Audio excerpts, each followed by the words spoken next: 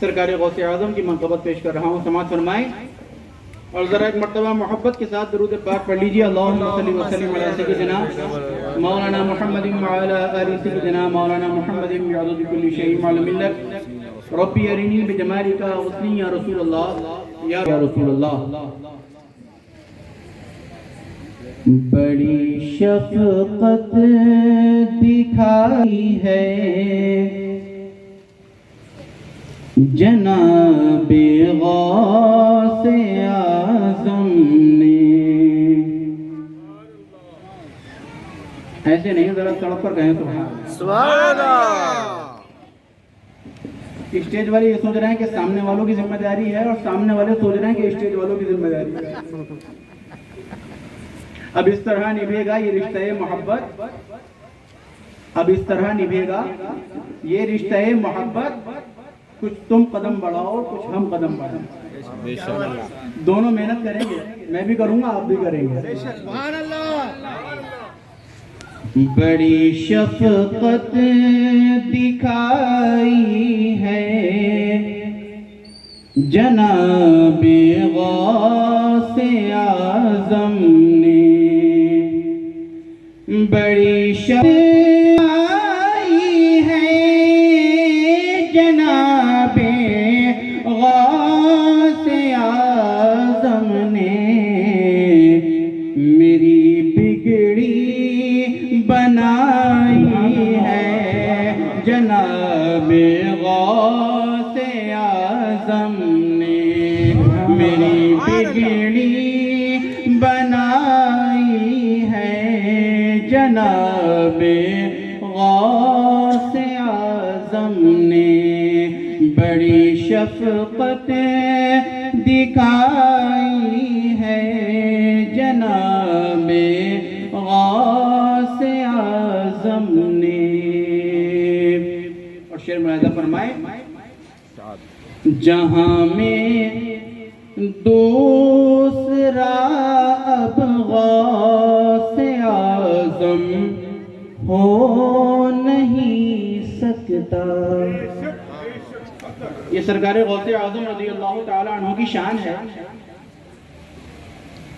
پورا ایک سسٹم ہے، جیسے دنیا کا نظام چلایا جاتا ہے ایسے ہی نظام روحانیت چلانے کے لیے پورا ایک نظام اور پورا ایک سسٹم ہے۔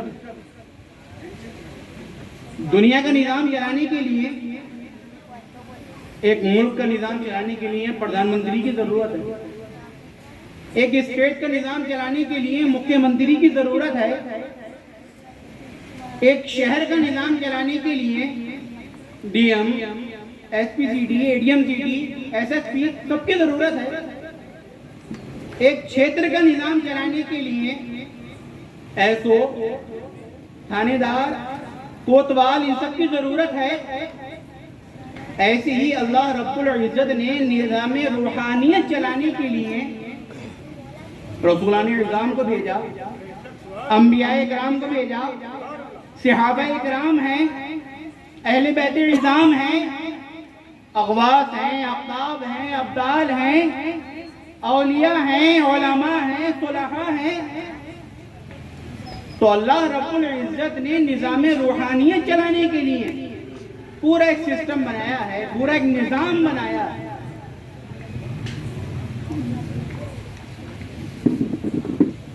اعظم دکن کہ نظام روحانیت چلانے کے لیے، تھوڑا اس کا آواز بڑھائی میں، تھوڑا دور سے ہی بولوں گا، پورا ایک سسٹم ہے، پورا ایک نظام ہے، اس میں ایک منصب ہے غوث کا۔ غوث کے جو معنی ہیں وہ ہیں مددگار کے۔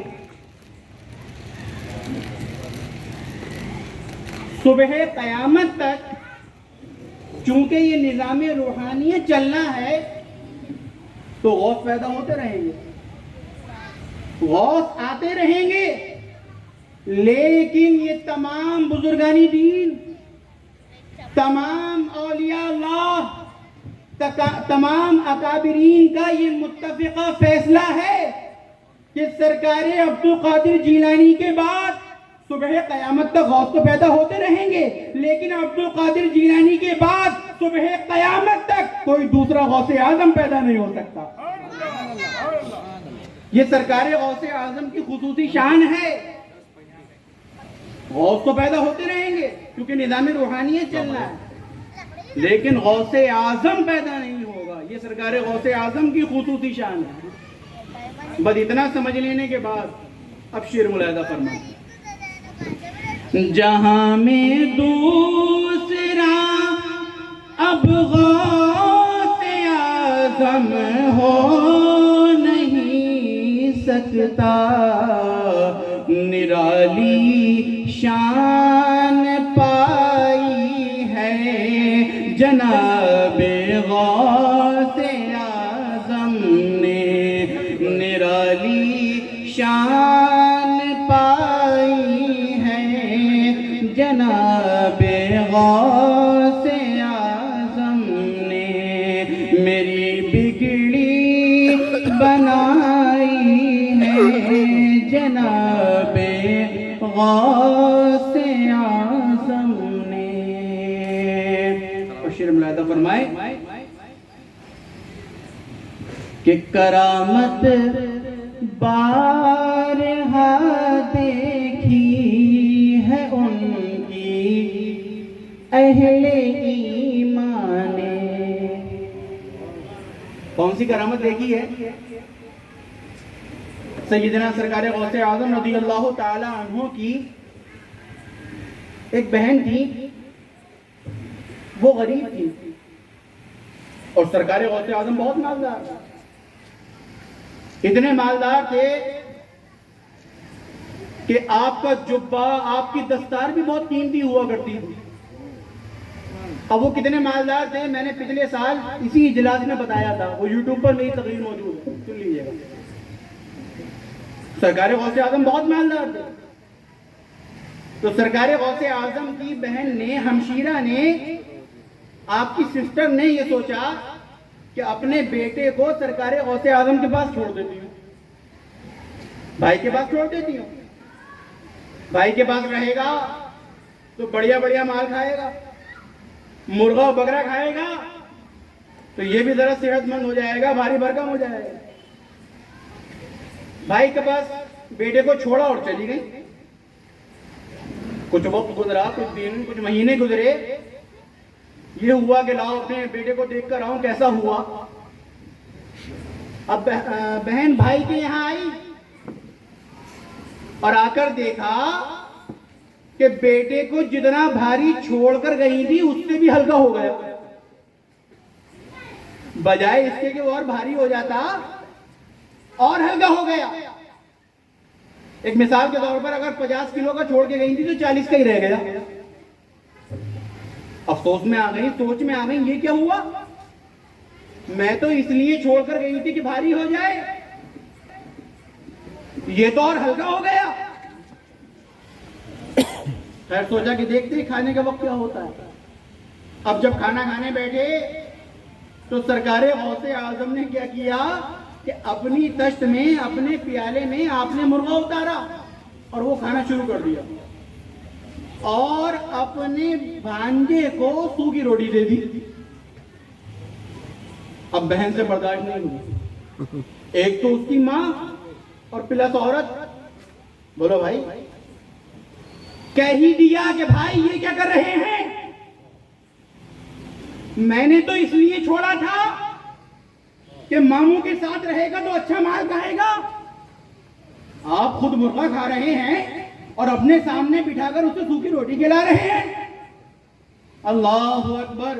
غوث اعظم کو جلال نہیں آیا، غوث اعظم کو غصہ نہیں آیا۔ سرکار غوث اعظم نے صرف اتنا فرمایا، قم باذن اللہ، اللہ کے حکم سے زندہ ہو جا۔ اتنا فرمانا تھا کہ جو مرغا ہانڈیا میں تھا وہ وہاں سے چلا، جو مرغا آپ کی تشت میں تھا وہ وہاں سے اٹھا، جو اس کے پر اور اس کے کاٹ کباڑ الگ پڑا تھا وہ وہاں سے چلا، مرغا زندہ ہو کر کھڑا ہو گیا۔ سرکار غوث اعظم نے فرمایا کہ میری بہن، آپ کو پتا ہے کہ میں بھانجے کو مرغا کیوں نہیں کھلا رہا اور میں کیوں کھا رہا ہوں؟ میں اس لیے کھا رہا ہوں کہ جسے کھا رہا ہوں اسے زندہ کرنے کی بھی طاقت رکھتا ہوں۔ ابھی تمہارا بیٹا اس مقام پر نہیں پہنچا ہے، جس دن وہ اس مقام پر پہنچ جائے گا تو وہ بھی اپنے ماموں عبد القادر کے ساتھ بیٹھ کر ایک تشت میں وہ بھی مرغا کھائے گا۔ نعرہ تکبیر، اللہ اکبر، نعرہ رسالت، یا رسول اللہ، نعرہ غوث، یا غوث۔ وہ مرغا اس لیے نہیں کھا رہا ہے کیونکہ وہ ابھی اس مقام پر نہیں پہنچا ہے۔ بے شک، عبد القادر اس مقام پر پہنچ چکا ہے کہ جسے کھا رہا ہے اسے زندہ رکھنے کی بھی طاقت رکھتا ہے۔ تو سرکار غوث اعظم یہ بارہا ایمان والوں نے دیکھا ہے، آئے دن ایسا ہوتا رہتا تھا کہ آپ مرغا زندہ فرما دیا کرتے تھے کیونکہ آپ کی من پسند غذا تھی، آپ کو مرغا پسند تھا۔ تو اسی لیے میرے والد گرامی نے یہ شعر لکھا ہے، سماعت فرمائیں۔ کرامت بارہا دیکھی ہے ان کی اہل ایمان نے، مری مرغی جلائی ہے جناب غوث اعظم نے، مری مرغی جلائی ہے جناب غوث اعظم نے، بڑی شفقت دکھائی ہے جناب غوث اعظم نے۔ اور یہ شعر بھی ملاحظہ فرمائیں کہ مریدی لا تخف اللہ ربی کا دیا مزدہ، مریدی لا تخف، مریدی لا تخف اللہ ربی، مریدی میرے مرید لا تخف بے خوف ہو جا، اللہ ربی اللہ میرا رب ہے۔ یا سرکار غوث اعظم اللہ تو سب کا رب ہے، بولو بھائی غوث اعظم کا رب اللہ ہے تو آپ کا رب کون ہے؟ میرا رب کون ہے؟ تو آپ نے یہ کیوں فرمایا کہ اللہ ربی اللہ میرا رب ہے؟ ایک مثال دے دیتا ہوں، آپ کے بیٹے نے یا آپ کے چھوٹے بھائی نے کہیں کار سے جا رہا تھا، کسی کو ٹھوک دیا، ایکسیڈنٹ ہو گیا، جان بوجھ کر اس نے وہ جرم نہیں کیا، ایک حادثہ ہو گیا، اگر اس نے آپ کو بتایا کہ ابا ایسے ایسے حادثہ ہو گیا اور ایک بندے کو چوٹ آ گئی، زخمی ہو گیا، اب وہ تھانے جائے گا، میرے خلاف ایف آئی آر درج کرائے گا، تو ابا بولے کہ بیٹا فکر مت کر، تھانے میں جو ایسو صاحب ہیں وہ اپنے ہی ہیں، تھانے میں جو ایسو صاحب ہیں وہ اپنے ہی ہیں۔ مطلب کیا ہوا اس بات کا؟ بھائی ایسو صاحب تو سب کے لیے ہیں۔ ان کے بتانے کا مقصد یہ ہوا کہ میرے ذرا تعلقات، میرے معاملات اچھے ہیں، اور تو نے جو یہ جرم کیا ہے جان بوجھ کر تو کیا نہیں ہے، ایک حادثاتی طور پر ہو گیا۔ سرکار غوث اعظم جانتے ہیں کہ میرے غلاموں میں ایسے بھی ہوں گے کہ جن سے گناہ ہوں گے، بولو بھائی انسان ہے، بندہ ہے، گناہ ہو ہی جاتے ہیں، پاپ ہو ہی جاتے ہیں۔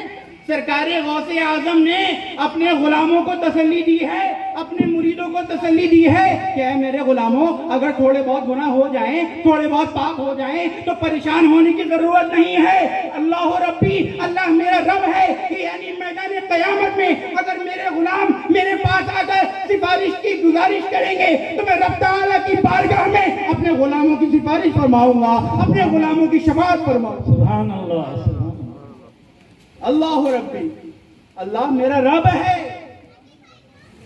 مطلب یہ ہے کہ اللہ سے میرے معاملات اچھے ہیں، اللہ سے میری قربت ہے، روز قیامت یہ قربت، یہ تعلقات، یہ معاملات کام آئیں گے۔ لیکن اس کا مطلب یہ بھی نہیں ہے کہ سرکار غوث اعظم نے فرما دیا اللہ ربی تو آج کے بعد نماز کی کیا ضرورت ہے؟ بولو بھائی، تو روزے کی کیا ضرورت ہے؟ یہ سوچ بن سکتی ہے؟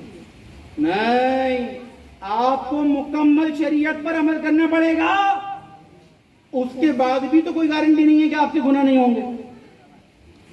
بھئی شریعت پر عمل کرنے کے بعد، نماز روزہ حج زکوٰۃ فرائض ادا کرنے کے بعد کیا کوئی ہے جو یہ دعویٰ کرے کہ مجھ سے گناہ نہیں ہوتے؟ بولو بھائی، انجانے میں جو پاپ ہو جائیں گے سرکار غوث اعظم مدد فرمائیں گے۔ بولو بھائی، تو سرکار غوث اعظم نے بڑی ہمت بنائی ہے، لیکن یہاں ایک سوال پیدا ہو جائے گا کہ سرکار غوث اعظم نے فرمایا مریدی میرے مرید، اب ہم غوث اعظم کے ڈائریکٹ مرید تو نہیں ہیں، سرکار غوث اعظم کے ہاتھ میں ہاتھ تو نہیں دیا ہے، تو ہمارا کیا ہوگا؟ اللہ اکبر! سرکار غوث اعظم فرماتے ہیں کہ صبح قیامت تک جو میرے سلسلے میں مرید ہوگا وہ میرا ہی مرید ہوگا۔ صبح قیامت تک جو میرے سلسلے میں مرید ہوگا وہ میرا ہی مرید ہوگا۔ ارے سرکار غوث اعظم نے فرما دیا میرا مرید، ارے میرا ایمان تو یہ ہے، میرا عقیدہ تو یہ ہے کہ سرکار غوث اعظم کا غلام ہی نہیں، مرید ہی نہیں، بلکہ جو بھی سرکار غوث اعظم سے محبت رکھے گا، چاہے وہ چشتی ہو، چاہے سہروردی ہو، چاہے نقشبندی ہو، چاہے مداری ہو، جس سلسلے کا بھی ہو، اگر سرکار غوث اعظم سے سچی محبت رکھے گا تو میدان قیامت میں سرکار غوث اعظم سب کے کام آئیں گے۔ سبحان اللہ! نعرہ غوث! نعرہ غوث! لیکن شرط یہ ہے کہ سرکار غوث اعظم، تو سرکار غوث اعظم نے فرمایا مریدی لا تخف اللہ رب۔ بس اتنا سمجھ لینے کے بعد اب شعر ملاحظہ فرمائے، مریدی لا تخف اللہ ربی کا دیا مزدہ، بڑی ڈھارس بندھائی ہے جناب غوث اعظم نے، بڑی ڈھارس بندھائی ہے جناب غوث اعظم نے، میری بگڑی بنائی ہے جناب غوث اعظم نے۔ بس مقطع ملاحظہ فرمائیں، قدیری عبد قادر، مظہر قادر بھی قادر بھی، قدیری عبد قادر مظہر قادر بھی قادر بھی، بڑی قدرت دکھائی ہے جناب غوث اعظم نے، بڑی قدرت دکھائی ہے جناب غوث اعظم نے، میری بگڑی بنائی ہے جناب غوث اعظم نے۔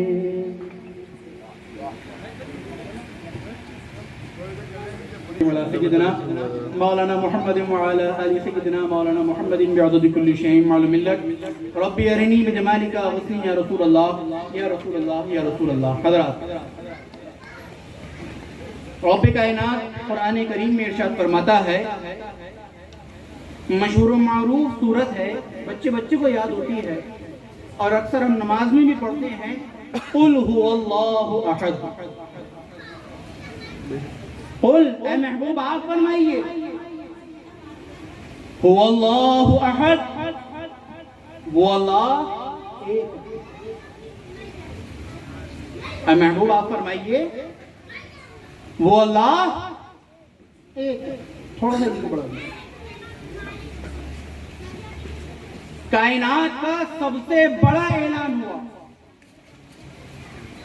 سب سے بڑا اعلان اس لیے کہ سب سے بڑا کوئی عقیدہ، سب سے بڑا کوئی مسئلہ ہے تو عقیدہ توحید ہے، مسئلہ توحید ہے۔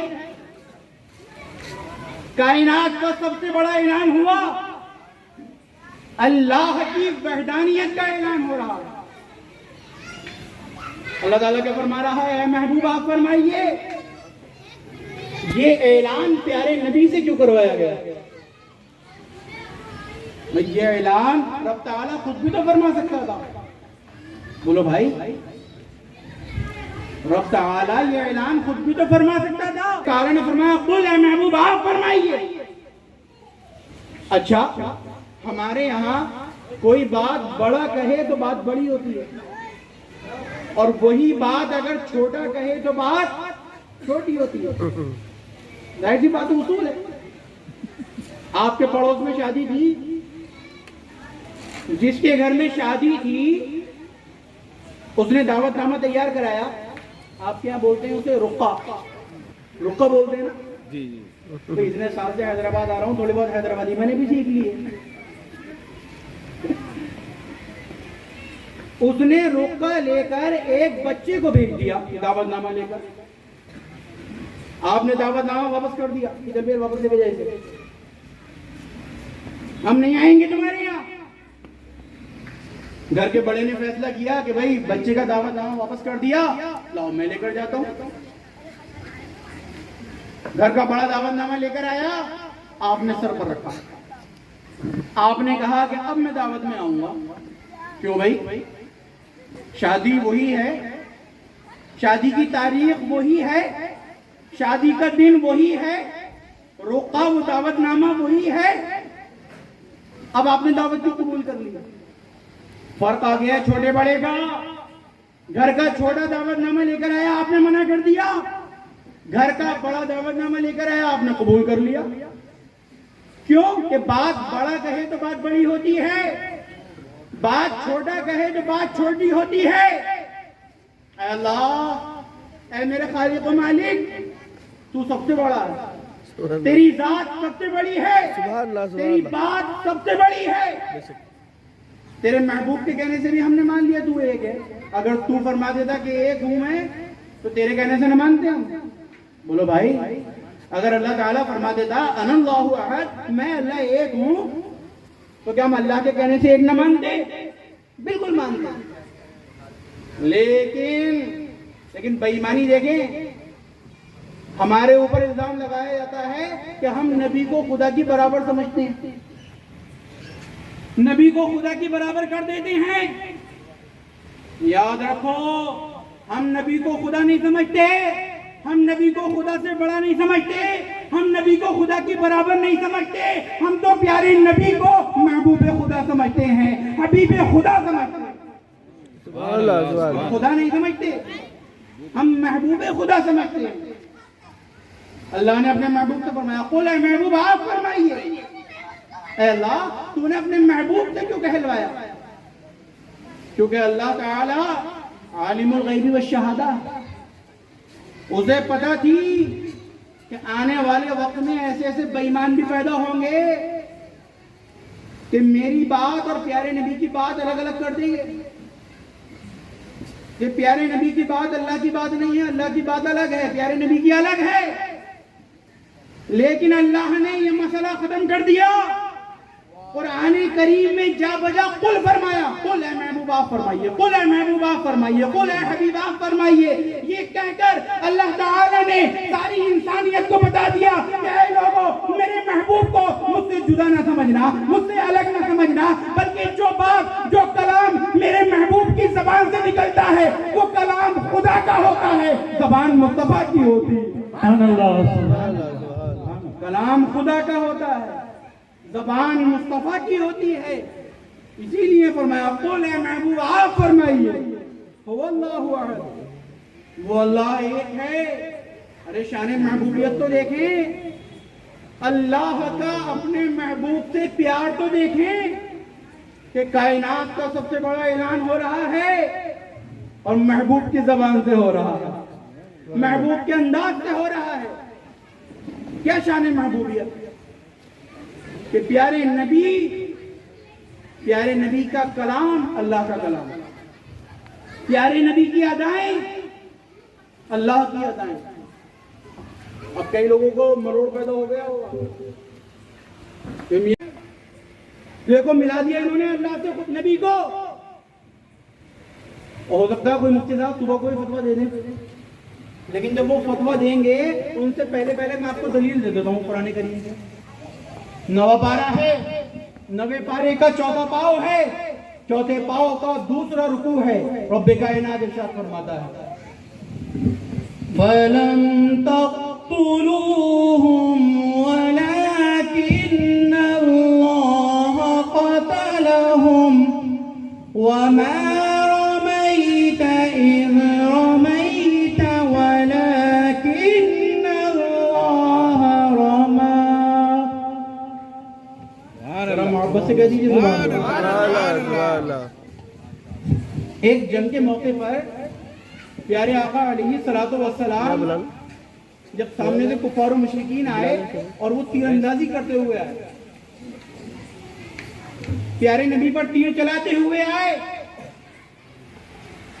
تو پیارے آقا علیہ الصلوۃ والسلام نے زمین سے کنکر اٹھائے اور کافروں کی طرف پھینک کر مار دیا. کافروں کی طرف پھینک دیے. اب وہ تیر اندازوں کی جا کر آنکھوں میں لگے اور وہ تیر انداز اندھے ہو گئے. اب ظاہر بات ہے میدان جنگ ہے, مرتا بھی ہے انسان, مارتا بھی ہے. جنگ میں تو یہی ہوتا ہے, مرو یا مار. کئی اس میں قتل بھی ہوئے ہوں گے پیارے نبی کے ہاتھ سے. اللہ تعالیٰ نے کیا فرمایا فَلَمْ تَقْتُلُوهُمْ وَلَكِنَّ اللَّهَ قَتَلَهُمْ. اے محبوب جو تم نے قتل کیے وہ تم نے قتل نہیں کیے بلکہ تمہارے رب نے قتل کیے ہیں. اور وَمَا رَمَيْتَ إِذْ رَمَيْتَ وَلَكِنَّ اللَّهَ رَمَى. اے محبوب جو تم نے وہ کنکر پھینک کر مارے تھے وہ تم نے نہیں مارے تھے بلکہ تمہارے رب نے مارے تھے. کیوں کہ پیارے نبی کی ادائیں اللہ کی ادائیں, یہ ہم نہیں کہہ رہے, یہ قرآن کریم کا فرمان ہے, یہ اللہ رب العزت کا فرمان ہے کہ اللہ تعالیٰ پیارے نبی کی اداؤں کو اپنی ادا بتا رہا ہے کہ اے محبوب وہ کنکر تم نے نہیں مارے تھے, وہ کنکر میں نے مارے تھے. وَمَا رَمَيْتَ إِذْ رَمَيْتَ وَلَكِنَّ اللَّهَ رَمَى. اے محبوب تم نے کنکر مارے تھے وہ تم نے نہیں, وہ ہم نے مارے تھے. تو شان محبوبیت دیکھیں کہ اللہ کو اپنے محبوب سے کتنا پیار ہے کہ اپنی بات پیارے نبی سے کہلوا رہا ہے, پیارے نبی کی اداؤں کو اپنی ادا بتا رہا ہے. جب ہم پیارے نبی سے سچی محبت کریں گے, سوچو تو صحیح کہ جب رب تعالیٰ خالق و مالک ہو کر, رب تعالیٰ ہو کر پیارے نبی سے اتنی محبت فرما رہا ہے تو ہمارے لیے لازم نہیں ہے کہ ہم پیارے نبی سے محبت کریں. بولو بھائی, ہمارے لیے ضروری ہے کہ ہم پیارے نبی کی غلامی کریں. بس تھوڑے سے وقت میں ایک بات اور کر دینا چاہتا ہوں کہ آج ہمارا آپ جس ماحول سے گزر رہے ہیں, کیسے کیسے مسلمانوں پر ظلم ہو رہے ہیں, یہود و نصارہ کیا کیا نہیں کر رہے, لیکن اس سے پہلے ضروری یہ ہے کہ ہم اتنا سمجھیں غلام لاکھوں درود اور لاکھوں سلام پیارے نبی پر ہر صبح و شام. لاکھوں درود لاکھوں سلام, لاکھوں درود لاکھوں